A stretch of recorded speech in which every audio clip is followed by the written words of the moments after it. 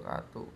Nama saya Reza Azikra Rizal dari kelas 11 IPS 1 akan mempresentasikan kebijakan Portugis. Di sini ada daftar isinya. 1. Pengertian monopoli perdagangan. 2. Latar belakang monopoli perdagangan rempah-rempah. 3. Penyebaran agama Katolik. Yang pertama adalah pengertian monopoli perdagangan. Monopoli perdagangan adalah bentuk perdagangan yang hanya terdapat suatu penjual yang menguasai pasar. Penentu harga pasar adalah seorang penjual atau sering disebut sebagai monopolis. Yang kedua adalah latar belakang monopoli perdagangan rempah-rempah. Bagaimana VOC menjalankan usahanya tersebut? Pertama-tama berusaha menguasai salah satu pelabuhan penting yang akan dijadikan pusat VOC untuk keperluan tersebut. Ia mengincar kota Jayakarta. Ketika itu Jayakarta di bawah kekuasaan Kerajaan Islam Banten. Sultan Banten mengangkat Pangeran Wijayakarma sebagai adipati di Jayakarta. Setelah memiliki sebuah kota sebagai pusatnya, maka kedudukan VOC makin kuat. Usaha untuk menguasai kerajaan-kerajaan dan pelabuhan-pelabuhan penting ditingkatkan. Cara melakukannya dengan politik divide et impera atau politik mengadu domba.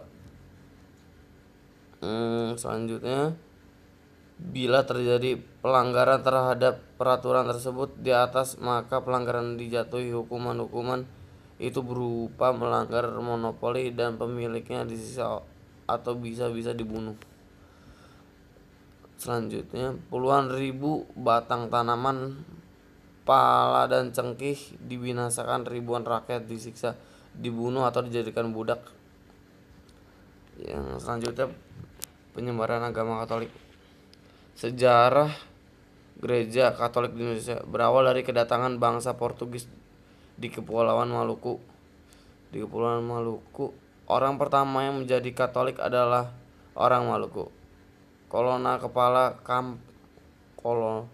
Kolona atau kepala kampung Mamuya sekarang di Maluku Utara, yang dibaptis bersama seluruh warga kampungnya pada tahun 1534 setelah menerima pemberitaan Injil dan Gonzalo Veloso, seorang saudagar Portugis. Ketika itu para pelaut Portugis baru saja menemukan kepulauan rempah-rempah itu, dan bersama dengan para pedagang dan serdadu para imam Katolik juga datang untuk menyebarkan Injil. Salah satu pendatang di Indonesia itu adalah Santa Franciscus Xaverus yang pada tahun 1546 sampai 1547 datang mengunjungi Pulau Ambon, Saparau dan Ternate. Ini juga membaptis beberapa ribu penduduk. Terima kasih, sekian dari saya. Wassalamualaikum warahmatullahi wabarakatuh.